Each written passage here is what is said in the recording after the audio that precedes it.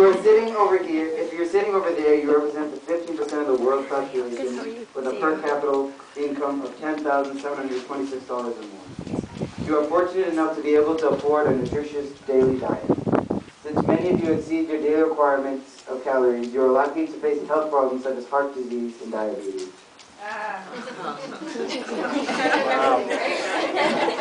But most of you worry about getting health care in the world.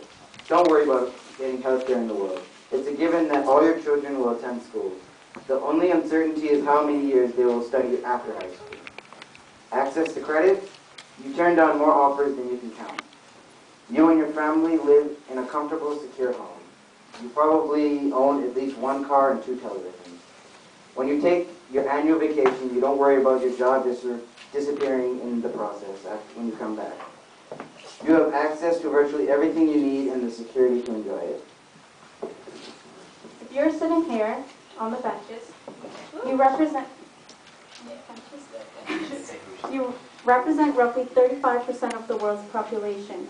You earn between $876 and $10,725 a year. The levels of access and security you enjoy vary greatly. You live on the edge. For many, it would take losing one harvest to drought or serious illness to throw you into poverty. You probably own no land and may work as a day laborer, a job that pays a paltry amount, but it's better than nothing. Your small income allows for some use of electricity and a few years of schooling for your children, especially if they are boys. Alternatively, you may have left your family to go work in the city. You hope that the money you earn from your less than minimum wage job as a domestic help or a sweatshop worker will eventually allow you to move back home and make a better life for your family. Let me share the story of a real person in this middle income group. Can Romeo Ramirez please stand? In an effort to support his struggling family, Romeo left his home in Guatemala when he was 13 to find farm work in Mexico.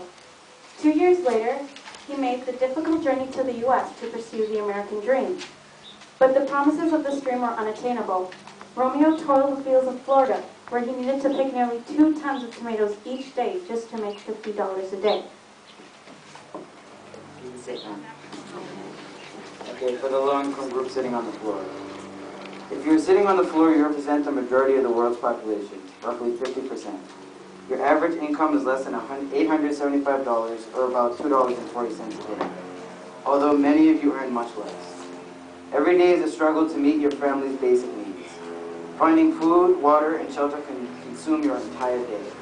For many of you women, it would not be uncommon to walk 5 to 10 miles every day to get water, spend several or more hours working in the fields, and of course, taking care of the children. Even though education is not the single most powerful weapon against poverty, it is a luxury that few of your children will ever experience. Most girls don't even bother to dream about school. Adequate health care is out of the question. For most of you, early death is all too familiar, with many mothers expecting to lose 1 or 2 children before they turn 5 years old. If you are lucky enough to work, you are probably a tenant farmer who must give your landowner 75% of your harvest. Or you may get occasional work as a day laborer at a large plantation growing bananas, sugar, or coffee for export. You reap few benefits from these crops. You prefer to grow food your children could eat. Now, I ask that you take a look around. 85% of you are not seated at the table. 85% of you do not share the bounty of our planet. 85% of you live in hunger. Now, I have some news that will affect several of you. As we've said, no one can choose the circumstances into which they are born. Some people have the good fortune to change their lives for the better, but for most, the circumstances of life are determined by factors outside of their control. Can Peter Grisham please stand? You are Peter Grisham, a middle manager at a large U.S.-based coffee company. You're a hard worker and devoted father of 2 young girls. When the world market price for coffee reached record low in 2001, your company was paying less for the coffee than ever before, but it did not lower the price it charged to U.S. consumers. When prices rose, your company was quick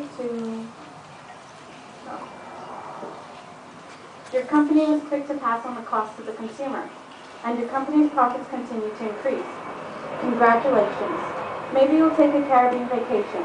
While you're deciding how to spend your bonus, please remain standing while I introduce you to two people you may not normally meet. Can Joseph McComo please stand?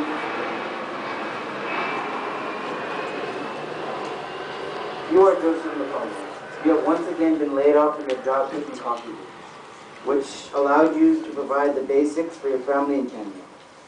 Your employer was driven deep into debt in 2001 when prices of coffee hit a 30-year low. And because he is still struggling to recover, he cannot afford to hire you for permanent work and cannot pay you a stable wage. Please move to the loan.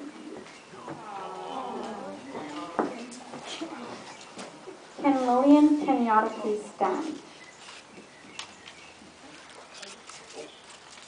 Okay. And none of you have, yeah. Yeah. Oh, okay. Please meet Lillian Kenyatta. You live in the same village as Joseph, and you eke out a living selling maize and other vegetables from your garden at the local market. Because Joseph and many of your other customers have been unable to find steady work at the coffee plantation, they are buying less from you, and you cannot afford enough corn for your family. You will receive only half a portion of rice today.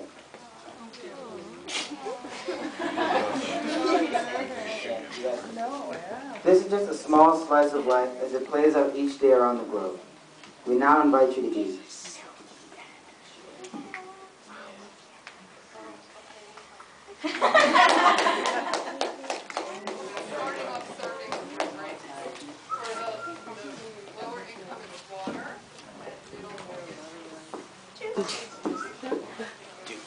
Let him just start.